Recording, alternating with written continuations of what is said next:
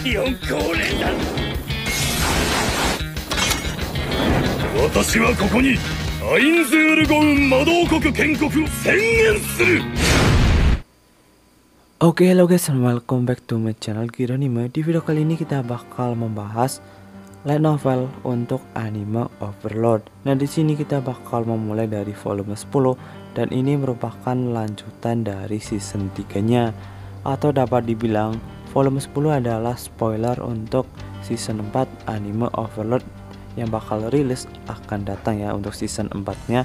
Dan seperti yang kita tahu di sini juga udah ada preview atau bocoran atau trailer untuk season 4-nya. Kalian bisa cek aja di YouTube ya. Dan tapi di sini gue nggak tahu bulan apa rilisnya, yang jelas itu di tahun 2022.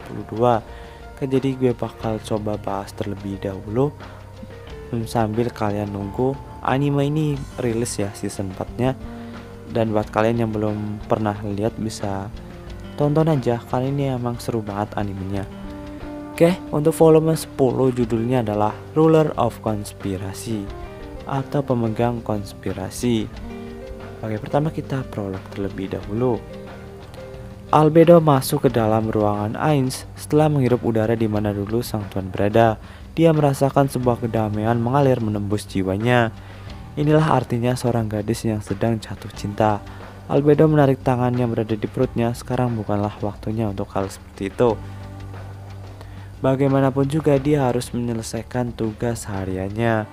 Setelah mendirikan Sorcerer's Kingdom atau kerajaan penyihir dan menempatkan kota Erantel di bawah kekuasaan mereka, pekerjaan Albedo bertambah secara dramatis. Kebanyakan dari alasan itu adalah karena para petugas yang seharusnya menjaga Erantel telah kabur dari kerajaan, membuat personel administrasi menjadi keuangan. Rencananya adalah menggunakan undead yang diciptakan oleh sang tuan untuk menangani tugas ini.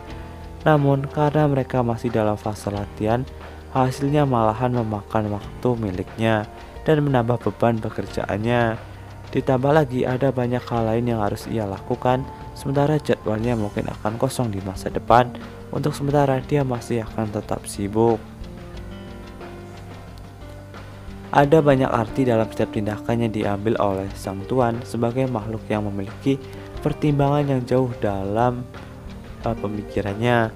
Albedo merasa penyesalan yang sangat pahit karena dia tidak bisa secara langsung memahami pentingnya dari tindakan sang tuan.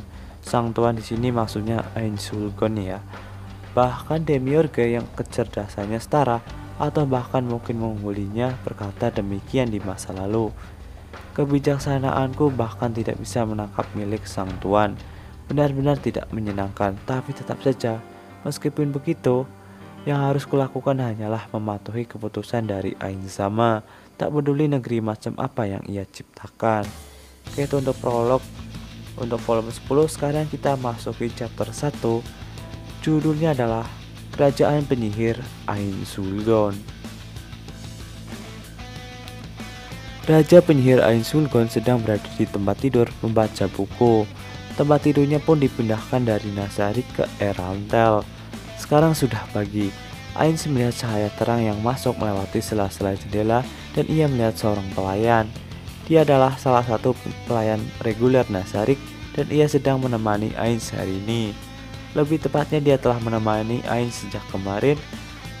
Saat ini dia dengan elegan duduk di kursi dengan punggung tegak lurus. Namun postur ini tidak berubah sejak kemarin malam. Dari yang Ainz tahu, tak satupun pelayan yang gagal mempertahankan posisi tersebut. Waduh, emang si pelayannya itu sangat loyal banget ya. Tetap saja, Suzuki Satoru dulunya hanya seorang pekerja dan dia merasa sedikit tidak enak dengan tidak berkata sesuatu seperti terima kasih atas kerja kerasmu. Kalau begitu, kamu harus pergi dan beristirahatlah. Tolong biarkan pelayan Anda ini memberikan rasa terima kasih yang paling dalam atas kebaikan Anda, Ainz Sama. Pelayan itu kemudian pergi. Selang beberapa menit muncul pelayan lain lagi yang menggantikan. Ia mengetuk pintu dan masuk, senyum cerah terpancar darinya. Ia adalah VFT. Seragam pelayannya sama dengan yang ia pakai dengan pelayan sebelumnya. Ford, tidak seperti Battlemaid, regular maid atau pelayan biasa, semuanya memakai seragam yang sama. Penampilan mereka yang sebenarnya bervariasi antara tiap-tiap pelayan, mungkin karena masing-masing pelayan yang memakai seragam itu berbeda. Kalau begitu, ayo pergi. Ainz melewati beberapa ruangan lain. Apa yang ia lihat di sana tidak bisa dibandingkan dengan pemandangan di dalam lantai 9 dari Nasarik. Oleh karena itu, Ainz memutuskan untuk tinggal di sini. Para guardian menyuarakan penolakan satu persatu. Jadi banyak yang gak setuju kalau Ainz tinggal di Erantel ya. Tapi menurut Ainz, tinggal di istana ini tidak terlalu buruk. Terutama ia adalah raja. Tinggal di sini merupakan pilihan yang tepat sebagai raja. Kemudian di sini, atas usulan pelayan Ainz akan berganti pakaian. Pelayan memakaikan Ainz pakaian warna merah yang sangat mencolok, ditambah terdapat permata di setiap sisinya. Ainz terpaksa memakai pakaian tersebut ya. Kemudian ia memimpin Sphinx dan 8 assassin ke dalam kantor. Ainz pelan-pelan membersihkan tangannya dengan kain yang ada di dekat. Dan setelah menyelesaikan tugasnya pagi ini, dia duduk di kursi, menyandarkan beban tubuhnya ke belakang dan membiarkan tubuhnya tenggelam. Saat itu, sebuah ketukan datang dari pintu. Fifth yang berdiri menunggu pintu memastikan identitas dari yang datang. Ainz sama, itu adalah Albedo sama dan para Elder Lights. Ternyata begitu, persilakan mereka masuk. Five minggir dari pintu tersebut untuk membuat jalan bagi para pengunjung. Albedo masuk ke dalam ruangan di depan 6 Elder Lights. Selamat pagi, Ainz sama. Setelah sambutan dari Albedo, para Elder Lights membungkukkan kepala mereka dalam-dalam. Albedo terus memberikan pujian kepada Ainz. Pancaran yang dia bicarakan adalah mungkin permata-mata yang terlihat sebagai pengganti dari kancing-kancing. Karena tengkoraknya tidak memancarkan cahaya, Ainz mengangguk saat dia memikirkan tentang ini. Mari kita kesampingkan masalah itu sekarang. Kalau begitu, dokumen-dokumen apa yang akan kamu serahkan dengan yang lainnya kemarin, Albedo? Ya, Albedo mengembungkan pipinya dengan sikap yang menggemaskan. Lalu para Elder Lights mengikuti arahannya dan menempatkan dokumen-dokumen mereka di meja. Tumpukan dokumen-dokumen itu satu di atas yang lainnya semakin menjadi tebal. Berkas-berkas itu dokumen-dokumen pendukung yang menempel. Mirip dengan bagaimana dia memerlukan data dari banyak bidang di pekerjaan yang lama. Kelihatannya ini semua dipersiapkan untuk menghadapi masalah yang rumit. Suzuki Satoru hanyalah seorang pegawai biasa dan dia bukanlah semacam orang yang berinteraksi dengan operasional perusahaan. Jika ditanya apakah seorang seperti itu bisa mengatur seluruh negeri, Ainz akan dengan percaya diri menjawab tentu saja tidak. Atau lebih tepatnya bahkan sebuah manajer operasional akan sulit dalam menjalankan sebuah negeri.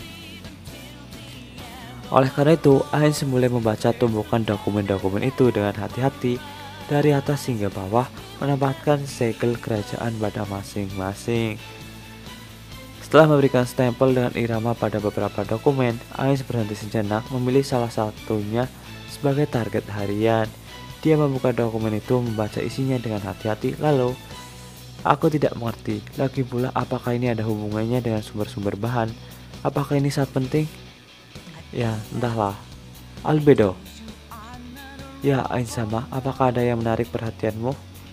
Tidak ada hubungannya dengan ini, tapi saya terpikirkan sesuatu. Bagaimana dengan hukum yang harus ditetapkan untuk negeri ini? Tanya Ainz. Negeri ini disebut kerajaan penyihir, tapi tidak memiliki legislasi yang unik satupun. Malahan hanya melanjutkan penggunaan dari hukum kerajaan yang lama. Ya, sekarang masih hanya berupa draft. Jika kita paksakan hukum yang baru dengan terlalu agresif, bisa menyebabkan rasa tidak puas yang melebar. Oleh karena itu, kita tidak yakin apakah harus melakukannya atau tidak. Meskipun saya sudah mendiskusikan dengan Demiurge sebelumnya, hukum dari kerajaan tidak membiarkan kekuatan yang cukup bagi penguasa absolut seperti Anda. Ainz sama, saat ini kami sedang mempertimbangkan untuk mempertahankan hukum pertama dari kerajaan lalu mendorongnya dengan paksaan. Aku menyesal harus berkata bahwa aku tidak seberapa paham dengan hukum. Lakukan saja yang menurutmu cocok. Kamu memiliki kepercayaan penuh dariku, ucap Ainz.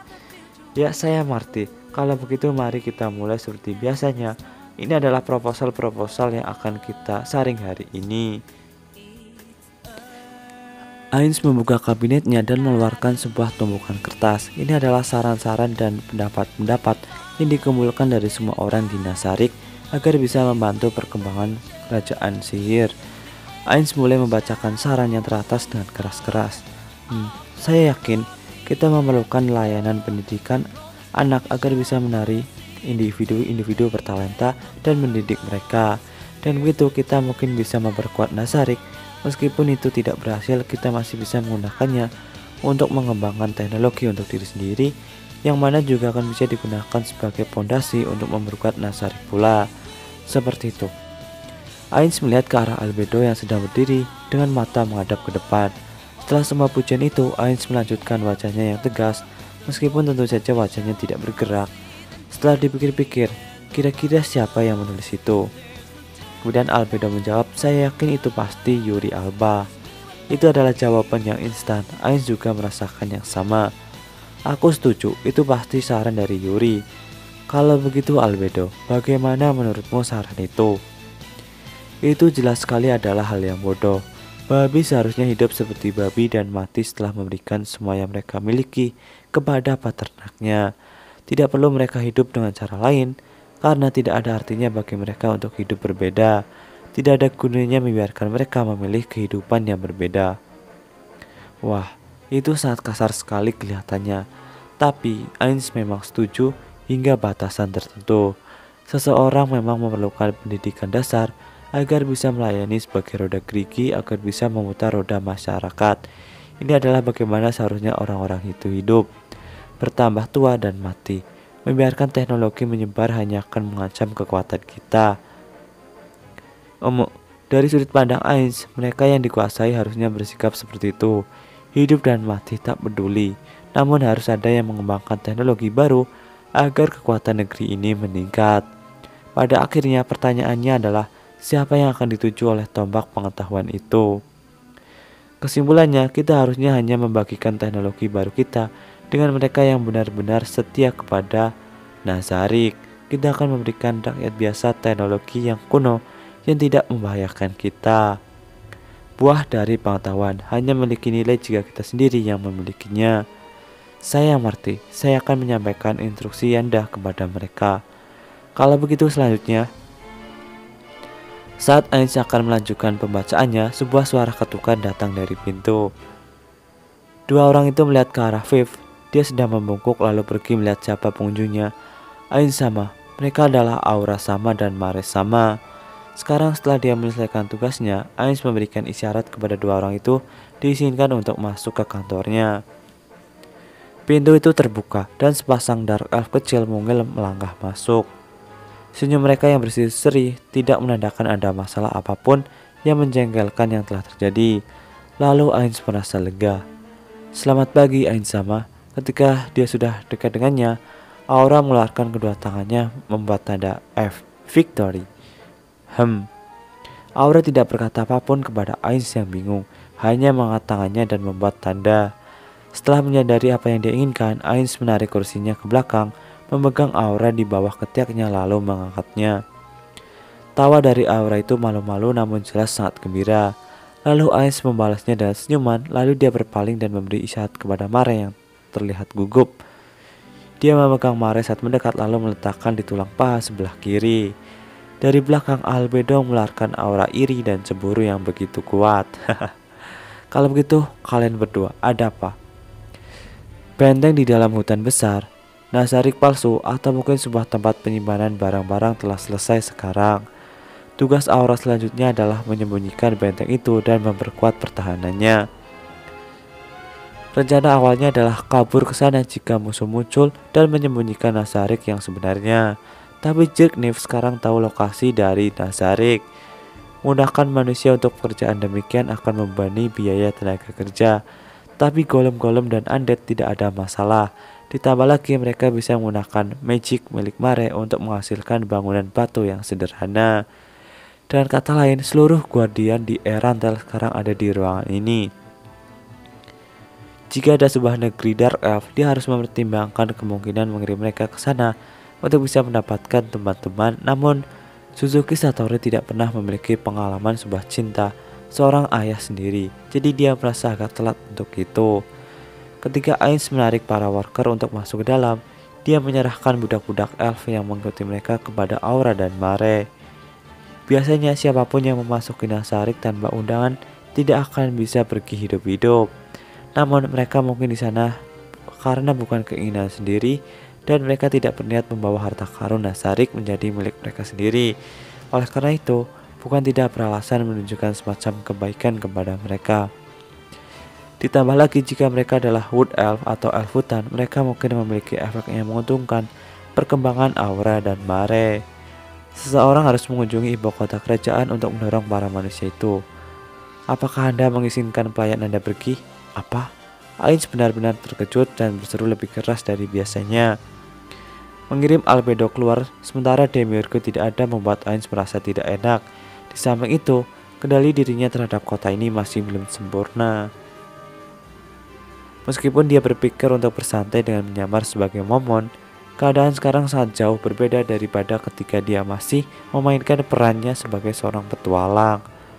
Ada banyak hal yang menyusahkan atau hal-hal yang harus ditangani dengan hati-hati. Oleh karena itu, mengirimkan momon keluar dalam misi pengintaian mungkin adalah pilihan yang terbaik. Memang benar, tetap saja ini adalah bagian penting dalam mengendalikan kota dengan penuh dalam nama kedamaian. Yang kita butuhkan hanyalah perlahan-lahan menghapus momon dan menanamkan loyalitas kepada Ainzama.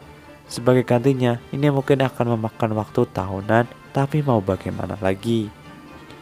Bagus, kalau begitu Albedo, serahkan kepada Pandora Aktor. Setelah kamu bersiap-siap dan menyerahkan tugasmu, pergilah dan tuailah hasil panennya. Apakah ada hal lain yang kamu perlukan? Saya mengerti. Kalau begitu saya akan berencana untuk melakukan beberapa negosiasi ketika saya pergi untuk melihat Raja dari Manusia. Nah oke, jadi seperti itu untuk light novel volume 10 Anime Overlord untuk chapter yang pertama. Kelanjutannya di video selanjutnya. Oke, monggo sekian dulu untuk video kali ini. Jangan lupa subscribe dan like. Bye bye.